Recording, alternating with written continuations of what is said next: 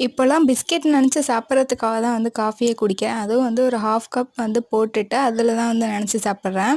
அதுலயுமே வந்து full milk இல்ல. லைட்டா வந்து தண்ணி கலந்து தான் வந்து நான் காஃபி, டீ போட்டாலும் வந்து 2த்துக்குமே வந்து யூஸ் பண்றேன். அப்புறம் குட்டி மூவி போட்டிருந்தா அத பார்த்துட்டுருந்தேன். எனக்கு இந்த மூவி ரொம்ப பிடிக்கும். அத விட குட்டியோட கேரக்டர் பிடிக்கும். ஜீரகம் கொதிக்க வச்சு நெய் லைட்டா போட்டு வந்து அன்னைக்கு அந்த தண்ணிய வந்து குடிச்சிட்டு மேல வந்து வாக்கிங்க்கு வந்து போயாச்சு.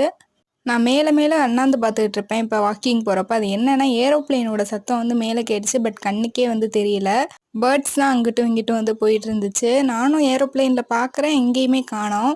அப்புறம் இந்த கேக் வந்து நம்ம செஞ்சிருந்தோம் இல்லையா? அது எப்படி இருக்குன்னு சொல்லவே நான் மறந்துட்டேன். அந்த வீடியோ கிளிப்பிங் மட்டும் ஆட் பண்ணியிருக்கேன் பாருங்க.